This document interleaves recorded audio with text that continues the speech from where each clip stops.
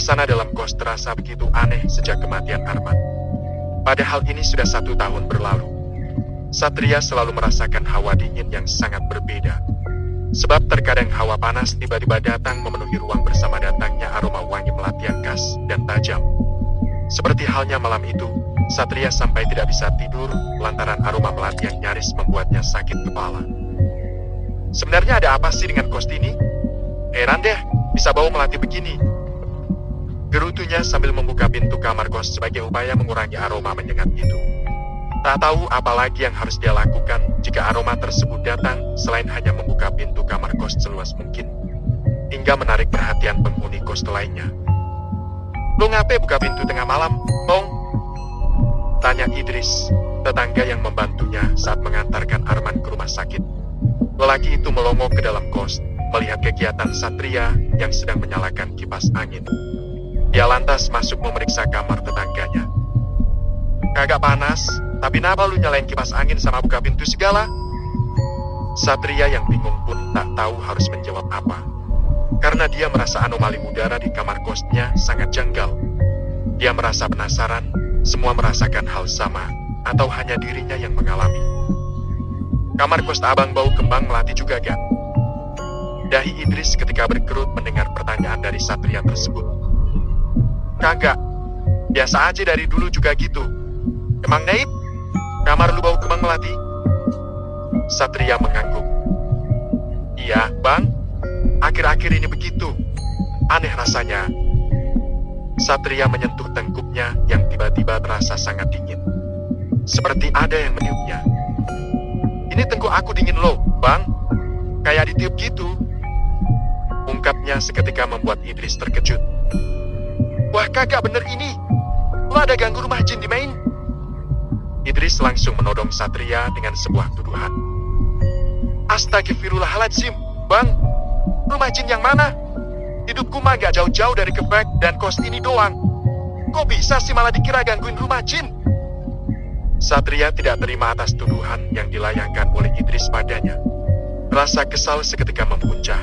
Dia ingin sekali marah, tapi rasanya juga tidak akan memecahkan masalah. "Ya kali aja, Tong.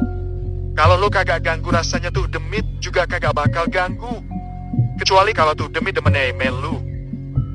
Idris pergi dari kamar kos Satria sambil tertawa, merasa telah berhasil membuat Satria semakin ketakutan sekaligus kesal. "Ya ampun, terus aku mau tidur di mana ini?" Satria bergidik ngeri. Malam terus larut, mau tak mau Satria tidur juga di kasur seperti biasanya. Bukan tak takut, tapi dia tak punya pilihan lain. Tetangga kosnya tidak ada yang tinggal sendiri. Sehingga tak mungkin rasanya jika dia mengganggu kenyamanan mereka. Dalam alam bawah sadarnya, Satria merasa ada yang bergerak merayap di dinding kamarnya. Sesuatu yang gelap dan mengerikan. Tapi Satria tak bisa membuka matanya. Dalam usaha yang keras itu, dia justru melihat ada seorang putri Jawa berpakaian kebaya merah dengan lilitan kain jarit di bagian bawah. Sementara rambutnya digerai ke samping kiri dengan hiasan bunga melati dan sebuah mahkota kecil yang tersemat di bagian atas. "Kamu siapa?"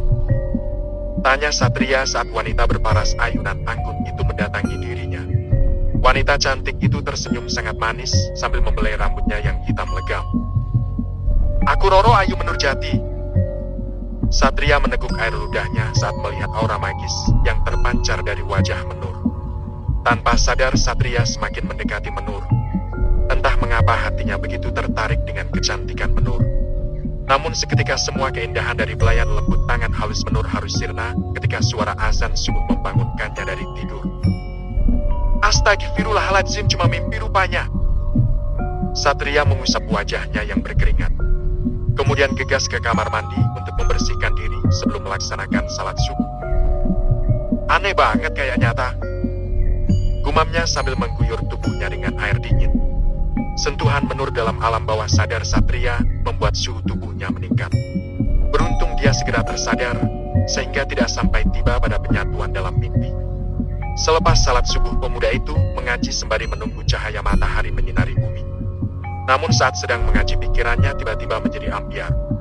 Entah mengapa ingatannya kembali pada saat Arman masih hidup. "Takut, gua takut. Tolong jangan lanjut lagi. Benur, jangan, Benur. Itu terlalu panjang. Gua ngeri liatnya. Satria tersentak seketika menghentikan bacaan ayat Al-Quran. Napasnya terengah-engah, seolah baru saja berlari sangat jauh. Satria benar-benar tak mengerti dengan apa yang baru saja terjadi pada dirinya. Astagfirullahaladzim, kenapa bisa namanya sama dengan nama yang sering disebut Arman waktu dia ngelindur? Ya, apa itu adalah Menur yang sama? Tapi kenapa rasanya nggak mungkin banget? Gumam Satria. Sesaat kemudian, karena berpikir terlalu keras, Satria merasakan kepalanya berdenyut kuat. Dia terus mengucapkan istighfar hingga dadanya kembali terasa lapang. Pemuda itu segera bangkit dan mengambil segelas air putih, kembali duduk di tempat semula, lalu meneguk airnya. Bismillahirrahmanirrahim, ucapnya sebelum memasukkan air tersebut ke dalam tubuhnya yang merasa haus dan kepanasan. Sumpah rasanya kenapa aneh banget sih? Menur, Menur, Menur. Satria beberapa menyebut nama Menur setelah berpikir selama beberapa waktu. Hari mulai beranjak terang, sinar matahari menyinari bagian bumi yang mendapatkan jatah siang hari, mengabaikan bagian bumi lain yang seharusnya gelap, agar penduduknya bisa memanfaatkan waktu untuk beristirahat dari dunia yang terus mengejar tanpa henti. Bismillahirrahmanirrahim. Satria mengendarai sepeda motornya, melewati perumahan warga yang berbaris dengan jarak berdekatan khas pemukiman padat penduduk ibu kota. Suasana kafe masih sepi saat Satria telah tiba di sana. Seperti biasa, pemuda itu akan membersihkan area kafe terlebih dahulu bersama beberapa temannya yang mendapatkan jatah shift siang. Waktu terus berlalu hingga pada sore tiba, waktunya berganti shift. Ada seorang teman lama datang ke kafe. Bijo nama pemuda itu. Dia bekerja sebagai makelar berbagai jasa penjualan. Mulai dari rumah, kantor, tenaga kerja, sampai investasi. Bijo memilih duduk di bagian sudut kafe yang cukup sepi. Jarang yang mau mengambil tempat duduk tersebut, kecuali mereka yang datang adalah seorang introvert yang lebih suka menyendiri. Kedua mata Bijo menyisir bagian dalam kafe, mencari waiters yang sedang mendapatkan shift siang. Lalu matanya menangkap sosok Satria yang hendak keluar dari kafe untuk pulang. Hai, Satria! Bijo melambaikan tangan ke arah Satria yang berdiri dekat kasir kafe. Pemuda yang dipanggil itu pun menoleh, lalu datang mendekat pada Bijo yang sudah sangat lama tidak dilihatnya. Lantas ikut duduk di depan lelaki berkumis japlang tersebut. Hai, apa kabar? Tanya Satria basa-basi. Sehat. Gimana kerjaan lo? Kayaknya makin situ aja. Naik nih kayaknya bayaran lo di sini. Secara kan Arman udah gak ada. Otomatis lo udah gak punya saingan. Ucapnya membuat Satria merasa sedikit tersinggung. Apalagi dia dianggap memanfaatkan kematian Arman untuk keuntungan pribadi. Aku sama sekali gak pernah berpikir ke arah sana. Kematian Arman udah takdir. Sedangkan Purna belum dapat pengganti Arman sampai sekarang. Aku juga buat tipe penjilat. Aku rasa kamu masih ingat itu, Bijo. Satria menatap tajam rekan lamanya yang sama-sama berasal dari Jawa Tengah. Beko mengangkat kedua tangan lalu berkata, Sorry, gue salah bicara. Satria hanya mengangguk kecil menanggapi permintaan maaf Bijo. Sementara Bijo justru sangat tertarik pada aura Satria yang sebagai berbeda dengan pemuda kebanyakan. Satria tampan, bersih, bersinar, karismatik, dan sepertinya masih berjaga. Sat, lo udah nikah belum sekarang? Secara lama gak ketemu, kali aja lo udah berubah status. Bijo sengaja memancing pembicaraan ke arah lebih intim, agar Falat mengetahui apakah Satria masih berjaga atau sudah tidak lagi. Nikah sama siapa? Aku masih jomblo kok dari dulu. Dikit sama cewek aja, Miles. Emang lo belok gak tertarik sama cewek? Bijo masih terus memancing. Satria mendengus. Dari dulu Bijo tidak berubah, selalu saja bicara ceplas-ceplos. Nyebelin banget sih kamu. Ya enggak lah. Aku cuma belum nemu cewek yang bikin tertarik. Oh, kirain. Dalam hati Bijo sangat lega mengetahui jika Satria masih berjaga. Sudah tak harus jauh pergi mencari target. Gue ada job nih buat lo kalau mau. Bayarannya gede, 10 juta sekali kerja. Bijo menyampaikan dengan berapi-api, menarik perhatian Satria yang memang tipe pekerja keras. Job apa? Jadi AMSI di arisan sosialita. 10 juta, man. Tanpa potongan apapun. Gede banget kan? Bijo semakin bersemangat. Satria jadi penasaran. Kapan? Di mana? Malam Jumat di Hotel Kamboja. Masih beberapa minggu lagi. Jadi lo masih bisa persiapan dulu.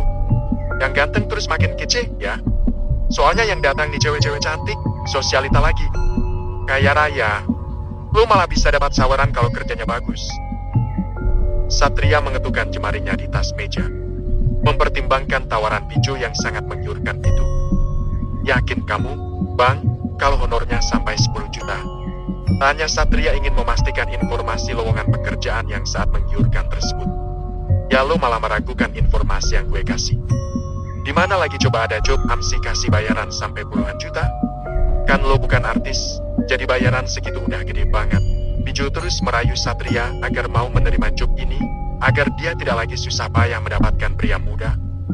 Pesanan para sosialita yang telah berhubungan kerja sama dengannya hingga beberapa tahun belakangan ini. Setelah berpikir cukup lama, akhirnya Satria mengambil job AMSI tersebut.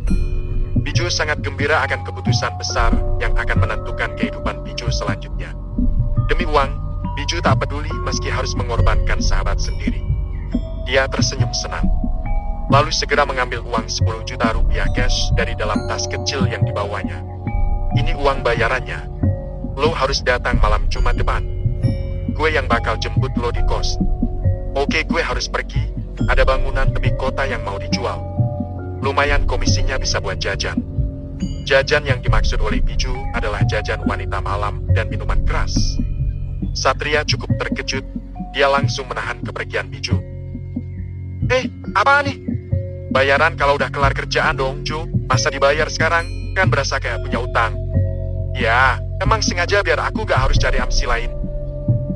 Bijo mulai melangkah pergi.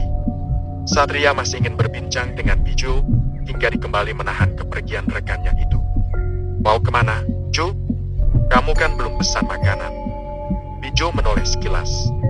Sorry gak jadi makan, duit lebih penting. Tentu Bijo tidak ingin berlama-lama. Dia tidak mau Satria sampai berubah pikiran karena adanya dia di sana. Dia juga harus menghilang hingga hari yang ditentukan tiba. Satria hanya bisa menahan napas melihat kepergian Bijo dari cafe. Sejak dulu Bijo tidak pernah berubah. Selepas kepergian Bijo, Satria menatap gepokan uang yang sudah berada di tangannya. Uang kerja yang sudah dibayarkan lebih dulu. Rasanya dia tak nyaman dengan ini semua. Tapi apa boleh buat, dia tak bisa mengembalikan uang itu. Apalagi tadi dia lupa tidak meminta nomor Bijo yang baru. Nomor lama sudah tidak lagi aktif. Malam Jumat yang ditunggu telah tiba. Rena bersiap akan pergi ke sana bersama putranya Kenzo. Rena mematut diri di depan cermin lemari kaca berukuran besar di kamar utama. Dia merasa kurang percaya diri dengan wajahnya yang sebenarnya sudah cantik. Awet muda di usia yang telah menyentuh angka 42 tahun. Gaun hitam tanpa lengan dengan perhiasan mahal di leher, pergelangan tangan, dan juga jari-jarinya. Menambah kesan anggun dan menawan pada diri Rena. Riasan wajah yang cukup tebal, menyamarkan keriput yang mulai memenuhi area kulit wajahnya. Apa aku masih cukup cantik? Nindi, Aika, semua masih cantik. Rasanya dengan Aika yang sudah lebih dari 50 tahun pun aku kalah. Gumam Rena dalam hati. Dia melirik jam di tangan kirinya, waktu sudah pukul 7 malam. Membutuhkan waktu lebih dari setengah jam untuk bisa tiba di Hotel Kamboja. Karena terletak cukup jauh di pinggir kota. Kenzo, kamu sudah siap? Rena mengetuk pintu kamar putranya. Namun tidak terdengar sahutan dari dalam kamar. Rena memanggil beberapa kali, namun tetap tidak ada sahutan sama sekali. Wanita itu mendorong pintu kamar, kedua kakinya yang jenjang berhak tinggi masuk ke dalam. Kamar Kenzo nampak kosong. Dahinya berkerut, bukankah pemuda itu sudah berjanji akan ikut bersamanya ke tempat arisan? Rena memutuskan menelepon putranya. Kamu di mana, Kenzo? Mami udah siap. Suara deru sepeda motor terdengar ramai. Rena yakin jika putranya ada di jalanan. Tapi buat apa? Kamu sekarang ada di mana? Lagi main sama teman-teman. Maklum anak muda. Nanti habis ini kami ada penelusuran di tempat angker. Mami tunggu aja di rumah. Nanti kan kasih lihat hasil rekamannya. Tapi kan kamu udah janji mau temani Mama arisan. Sorry, Ma, aku nggak bisa. Malu datang ke tempat kayak gitu, semuanya perempuan. Secara sepihak Kenzo memutuskan panggilan telepon, lalu mengaktifkan mode pesawat. Di rumahnya, Rena marah sekali. Berkali-kali melakukan panggilan ulang, tetapi hasilnya nihil. Nomor yang dihubungi sedang tidak aktif atau berada di luar jangkauan. Masa ia harus bawa anaknya Bisari? Malas dong harus bawa ke salon dulu. Nambahin modal aja. Gerutunya sambil melangkah pergi meninggalkan kamar Kenzo. Langkah Rena menimbulkan denting riuh pada lantai porselen rumahnya yang berkilauan terkena sinar lampu kristal yang menggantung indah nan anggun di atas ruang utama. Meski kesal, Rena mau tak mau pergi seorang diri ke acara arisan sosialita itu. Sepanjang perasaan Rena mencari orang yang sekiranya pantas diajak ke acara arisan. Berjaga, harus berjaga. Itulah yang membuat Rena merasa kesulitan. Zaman sekarang pemuda kota sulit sekali ditemukan yang masih berjaga ting-ting. Rena memijit kepalanya yang terasa semakin pusing.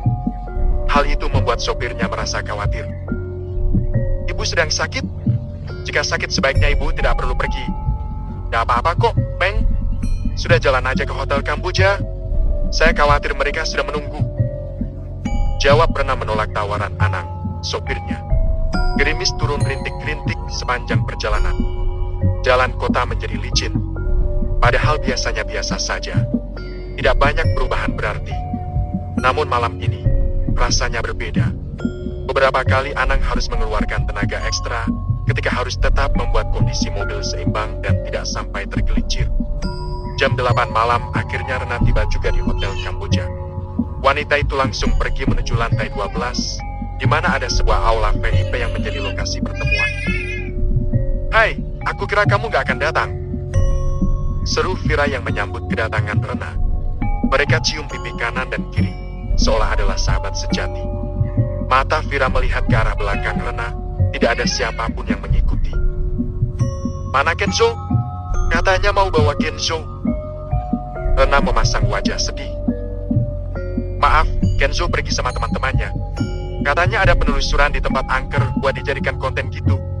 Entahlah, padahal dia udah janji mau ikut. Tapi berubah pikiran, malu karena semuanya perempuan. Vira tertawa renyah sampai tubuhnya bergoyang. Wanita yang merupakan pemilik Hotel Kamboja itu adalah wanita paling kaya di antara anggota arisan sosialita. Memiliki banyak usaha yang semuanya berjalan sempurna. Hidupnya dipenuhi kemewahan yang seolah tidak ada habisnya. Mereka belum datang. Rena mengamati ruangan itu, masih cukup sepi. Semua grup adalah wanita. Jadi tidak heran jika semua yang datang adalah wanita. Tetapi sorot matanya terhenti ketika melihat sosok yang sangat familiar ada di antara mereka. Satria? Itu benar Satria kan?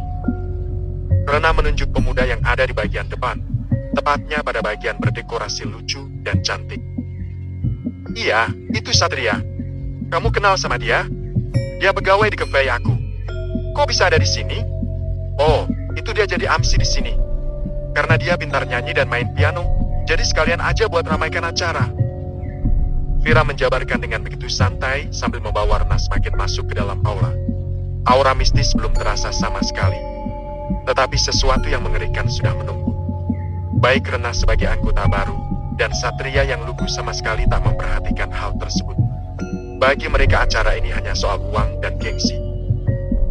Satria. Panggil Rena seraya menghampiri Satria.